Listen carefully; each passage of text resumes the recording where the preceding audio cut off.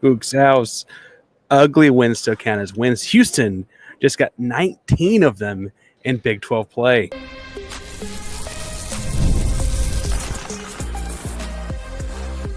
You are Locked On Coogs, your daily podcast on the Houston Cougars, part of the Locked On Podcast Network, your team every day.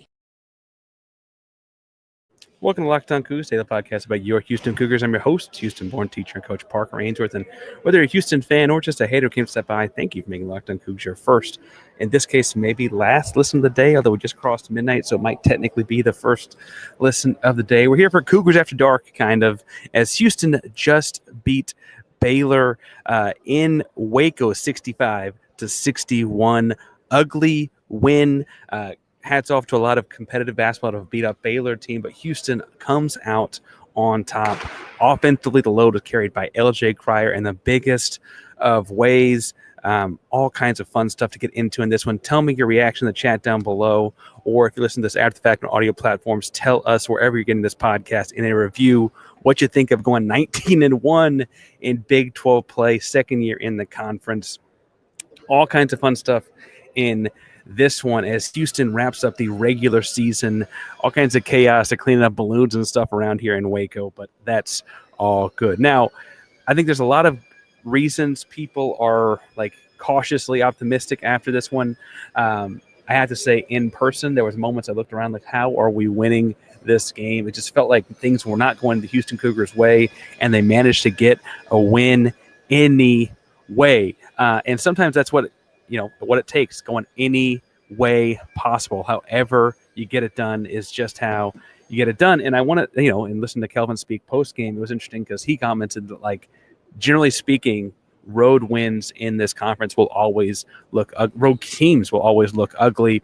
Talked about how people look like when they come through Houston in the same kind of vein, right? And just talk about how, like, that's just the way that road games go in this conference. Houston just managed to win 10 of them this year. You had UCF being super close, Kansas being like unbelievably, like, can't even write it down in a book, that kind of close, obviously. But you also had like close games in Arizona, tough places to play out there, and really just 10-0 on the road in this conference, kind of thing that.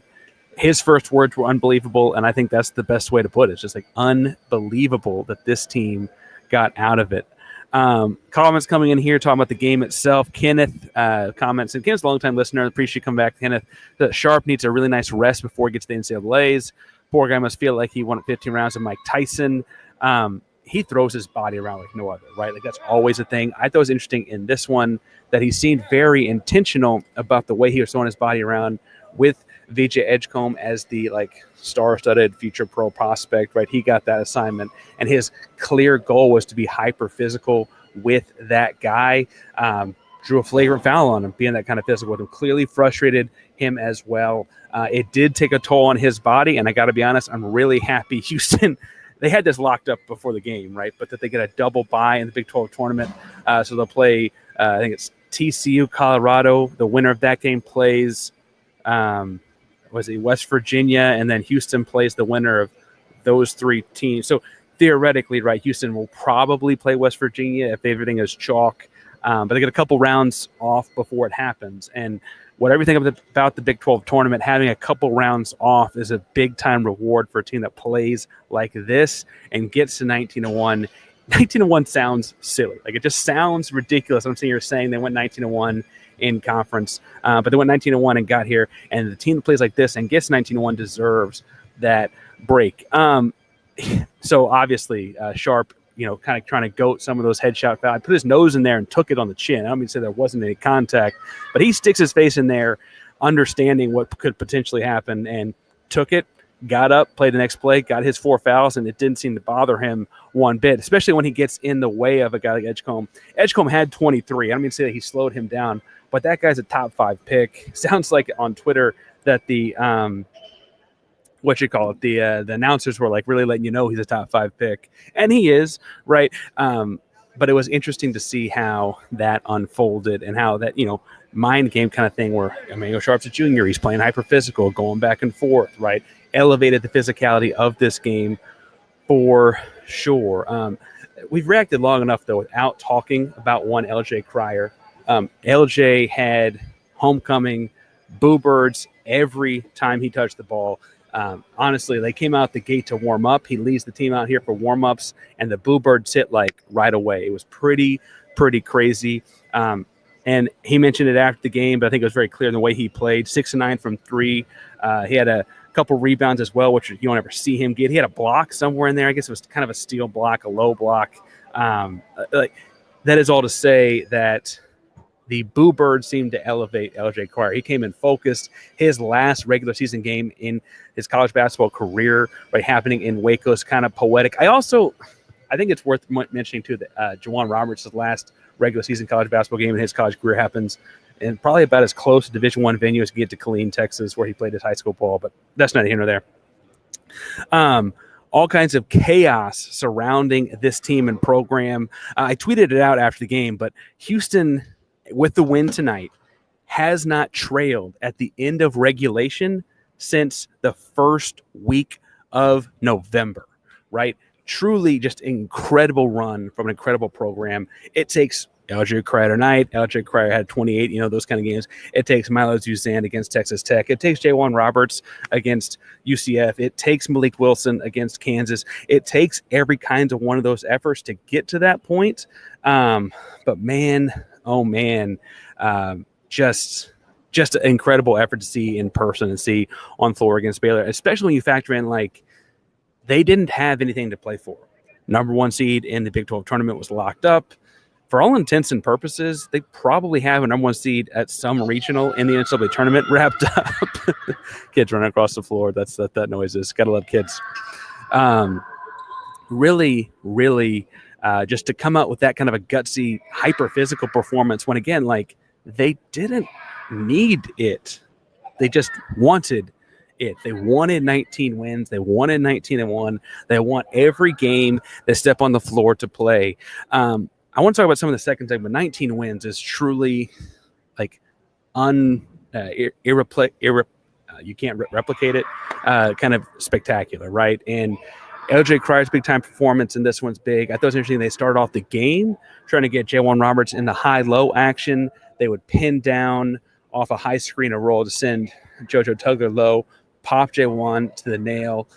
Tugler's gravity at the rim would pull guys down to open up Jawan. He could do a lot of operational kind of stuff from there.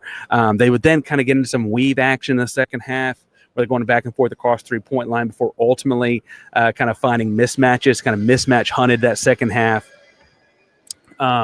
Really like an impressive, like, shifting game plan there when, like, you realize, okay, we're not hitting from outside except for LJ in this one, so we've got to kind of find other ways to get active. I mean, Milos is 1 of 6, Emanuel is 1 of 4. Like, a team that relies on the 3 ball as heavily as Houston does didn't have it in their back pocket tonight, and it did not seem to matter.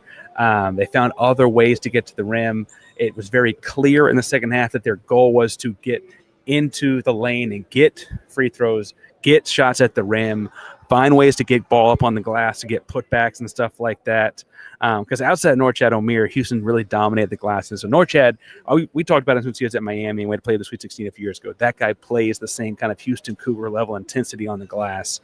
Hats off to that guy. Had 16 board, 9. I didn't realize 9 of his 16 were on the offensive side. That guy is kind of a beast. But anyway, big-time effort across the board down there. Like that switch. I also think that the defensive intensity kind of picked up throughout the game. And I finally looked over at one point and was like, I was sitting next to Ryan Monso, Go Cougs guy. I was sitting next to they put me between him and Chris Baldwin.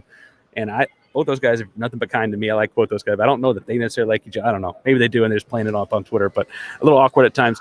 I do think, though, that all of us, and then JD was a little further down the line, were like, how is Houston winning this game when they got up by 6 and 5 and stuff like that for a chunk of the second half? And they just out-cougared Baylor Bears and fighting on the floor for loose balls, making savvy hustle plays when the right time came. I want to talk about what 19-1 means, though, now that Houston's gotten there in a second. But first, today's show is brought to you by FanDuel. America's #1 sportsbook right now. If you go to FanDuel, getting ready for March Madness, the NBA, whatever's going on in your world, FanDuel can find you $150 back in bonus bets at that first $5 bet hit. You get live bets going throughout the game as well. Find that fourth quarter comeback, stay on the action, same game parlay, whatever you want to do. Right now, FanDuel customers, new customers get $150 back in bonus bets if that first $5 bet hits. So just visit FanDuel.com, join today. That's FanDuel.com for your set $150 back in bonus bets. Make every moment more with FanDuel, official sports betting partner of the NBA. Parker Ainsworth, Locked On Coogs here, live in Waco, actually. Got a little bit of a trek back after this one, but live in Waco. Houston wins 65-61 over the Baylor Bears. Big-time win on the road. Cougs improved to 10-0 on the road, even though Baylor gave out these cool hats to everyone here in Waco. Then the Houston section actually had a red logo in them, which I thought was, hats off to Terry Blacks for that, actually. And exciting atmosphere, boo birds out every time LJ Crier touched the floor, but undefeated on the road, 10-0 on the road this season, I should say. Their only losses were they had one loss at home in overtime, and they had 3 losses in neutral sites as well. Just an impressive season, obviously. But let's start with that 19-win number, because Houston finished 19-1 in Big 12 play. That one, obviously, being the overtime loss to Texas Tech and Fertitta, which shocked a lot of people, including this analyst right here. Big time season, but the historic element of that season needs to be something we sit on for a second, because 19 conference wins in a conference that traditionally plays 18 conference games and will return to playing 18 conference games next year. That means in terms of total conference wins, you're looking at what, for all intents and purposes, might be the best single-season Big 12 team in a long, long time. Now, shouts to the 73-9 Warriors. It don't mean a thing if you ain't got that ring, right? But ultimately, I think that's an important stat to remember about this team. Like, second year in the conference after losing Big 12 Player of the Year Jamal Shead a year ago. For my money, he's the best player in college basketball a year ago. Houston comes into the conference the next year with 20 games on the slate and was even freaking better. 19-1 in conference play. 19 wins. Again, they're playing 18 games in conference next year in the foreseeable future. That's a record that will not be broken for a long, next TV contract kind of time at the earliest, right? Just incredible. And to think that, this team was dominating the American Athletic Conference 2 years ago and 3 years ago and 4 years ago, and people were like, well, can they make the jump? Can they make the jump? And the answer is yes, they just did, and they made that jump. Never mind the fact that last year they were 15-3 in conference. You combine those two, I'm not great at math, that's 34-4 in 2 seasons in the Big 12.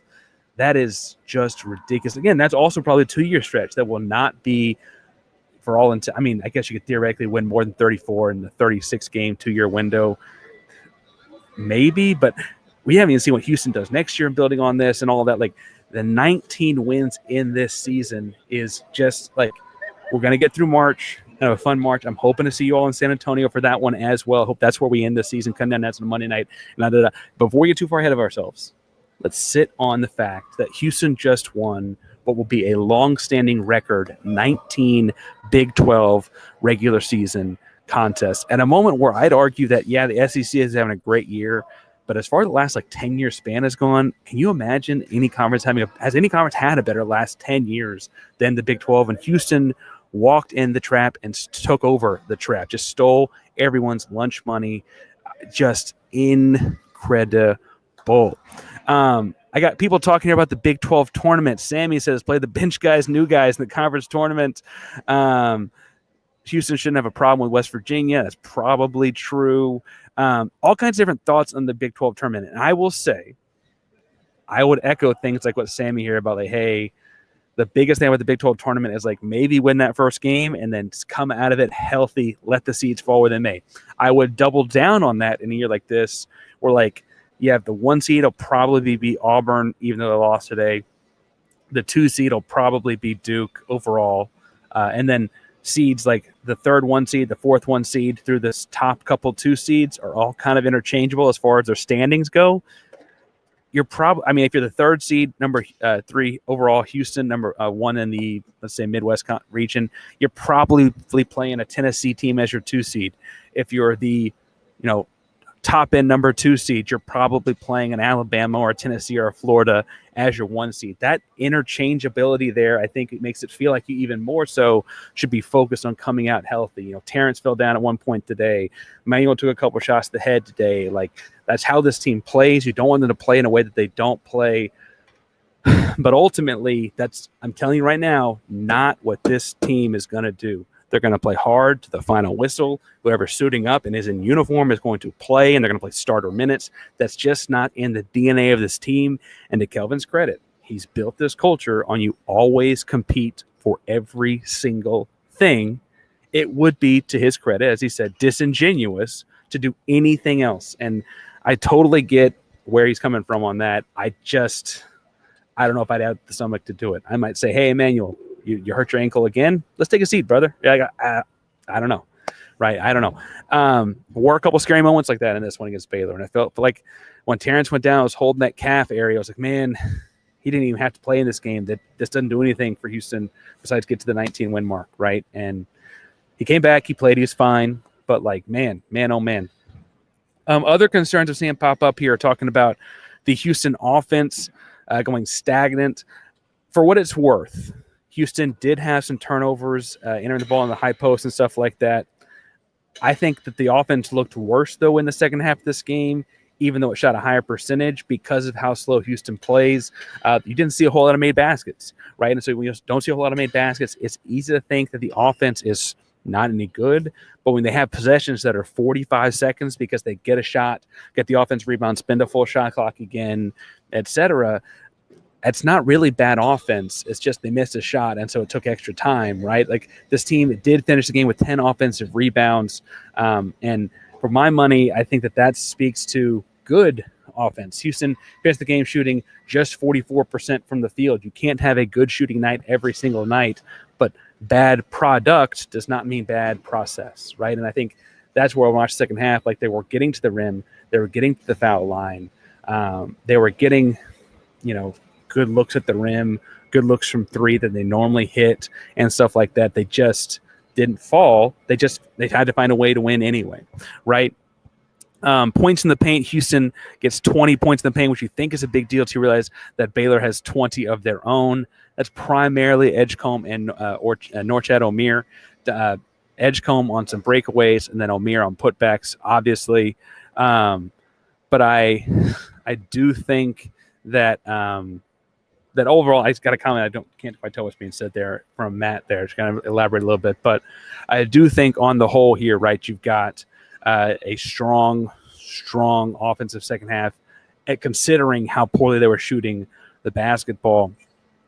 I was surprised that Houston only had 5 fast break points until I started looking at like length of possessions between forced turnover and when they got the shot up on the play-by-play. I was like, oh, wait a second. That makes a lot more sense because they weren't always pressing the ball after forcing a turnover.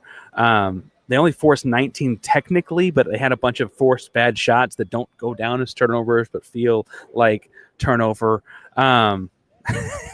Matt finished his statement here, and this is, I think, where we'll talk about this clock a little bit more. Matt finished up with, no team can run at the last minute 30 of the clock like the Cougs. And I do feel like that's fair because, again, a minute 30 for Houston might be 2 shots on offense, 3 total possessions, right? They might take 30 seconds, make you take 30 seconds, take 30 seconds, right? That's really how they're trying to play at that point.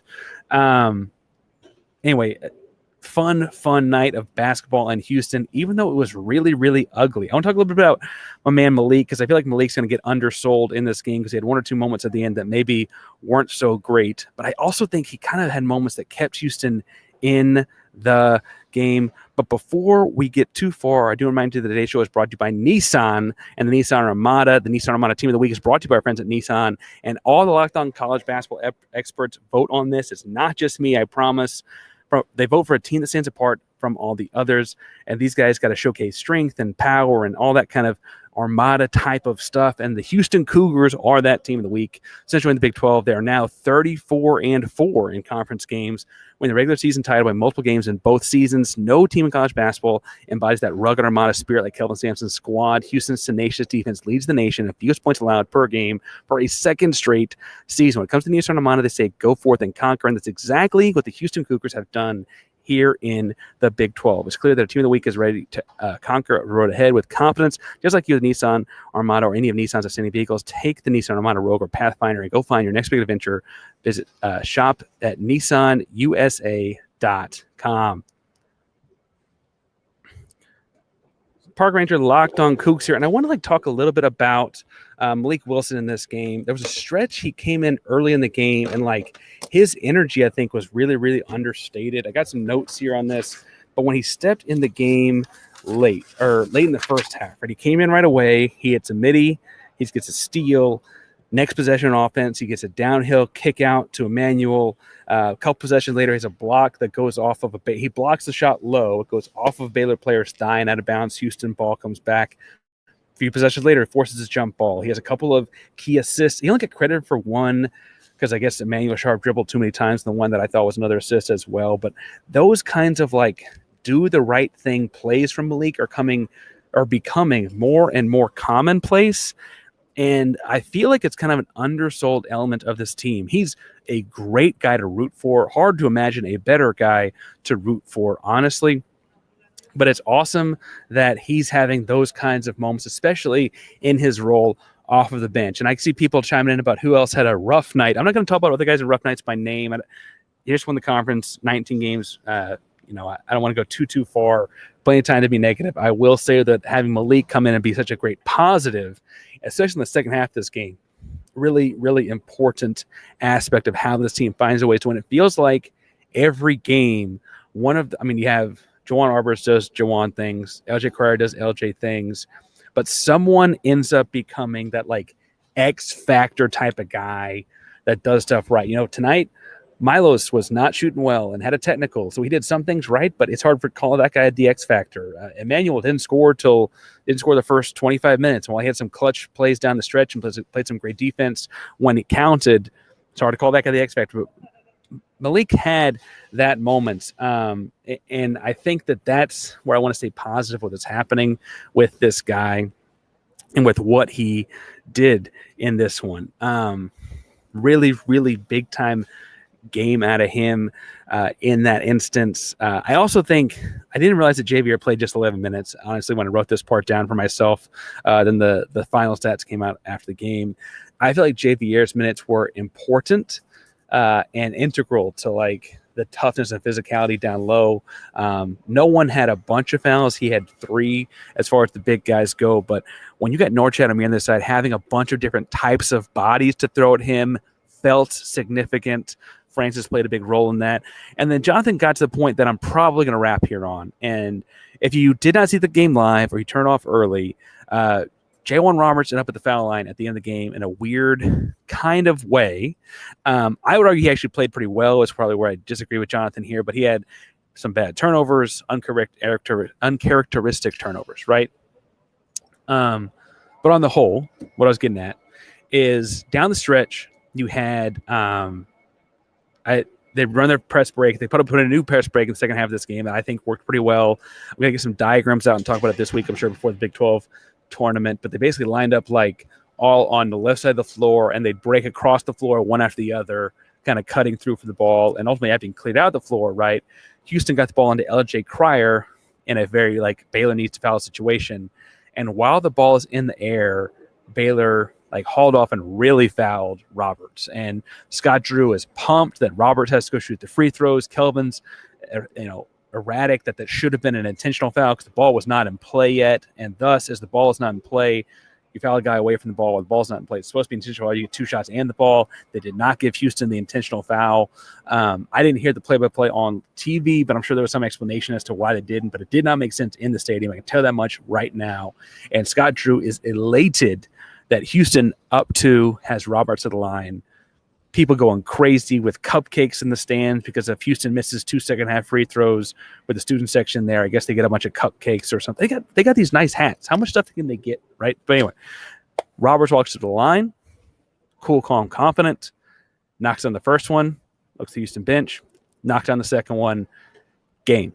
Right, and I guess Baylor gets a shot, and there's a weird thing at the end. There's technically a jump ball with 0.3 of a second left or whatever, and Baylor was down 4, so it didn't matter. But ultimately, that's the kind of thing that when we talk about like J1 Roberts being the ultimate winner in this program, in this program's history, and if Houston makes it to the Final Four this year, you argue he needs to have his jersey up in the rafters kind of guy, right? And again, like don't get too far ahead of ourselves. It's just, March 9th right now. God, just crossed over to March 9th. Imagine that. I do think that making those free throws in that spot is bluntly not a thing Juwan Roberts does a year ago. It's not a thing that we probably even have him on the floor for a year ago. And everyone had, Kelvin wanted the 2 shots in the ball, but he did not necessarily care that it was Juwan Roberts at the line in the same kind of way that Scott Drew did, right? And after the game, he was blunt. He was like, might have wanted LJ a little bit more, sure, but I wasn't mad that it was Juwan Roberts, right? And I think that's significant. That's important. And that, when we talk about like last year's team, Jamal Shead-Sally did this Final Four team, right? This year's team lost the best player for my money in America last year and continues to prove that they might be better because of things like Juwan Roberts free throws, because of things like Malik Wilson making an impact, because of all of these different guys doing different kinds of things. And Big 12 tournament this week. I do want to get some football stuff out because football's around the corner, believe it or not, and like the Wegman era is about to start, and Keyshawn Henderson's getting all kinds of all kinds of places. But like Houston just went 19-1 in the regular season of the Big 12, 10-0 on the road. They have not trailed at the end of regulation since November 9th, since multiple weeks before Thanksgiving. Just incredible. An incredible season. Regular season wrapped up, obviously. Big 12 tournament coming up soon, but just remarkable. Shouts out to Waco. Waco's always been a place to treat me very nicely. Obviously, with me in my location and all that kind of stuff, it's not always that I get to go to these things. Always fun to get to see Houston Cougar basketball live. Trying to get some funds together to get some postseason basketball. I don't think I'm going to get to Kansas City just because the turnaround to get to that on Thursday will be hard. I'm thinking I might be better off not going to Wichita, but going to wherever's next after that. And it looks like Indianapolis, and that's kind of complicated, but you got a great way to save some, you got great options to stay out there, ways that are cheap to do that. Find me on Twitter, social media, etc. at Painsworth512, because I'm trying to find ways to affordably do that. Teacher, coach, third job's a podcaster, but this team is doing something special and got to find a way to try and get that kind of stuff done. Just going to cost money. We'll see if we can figure those kind of things out. John asks if we had a conference 6-man of the year, 6th player of the year, if it's Malik, Javier, etc. I think right now it's probably Malik. Frankly, you're going to see Houston thrown into a lot of these award conversations at the end because it's kind of hard to explain them going 19-1 in the conference without them dominating the award season. But we'll see how that, and when it happens, we'll break it down here at Locked On Coogs, prime of the Locked On Podcast Network. That means your team every single day. Go Cougs.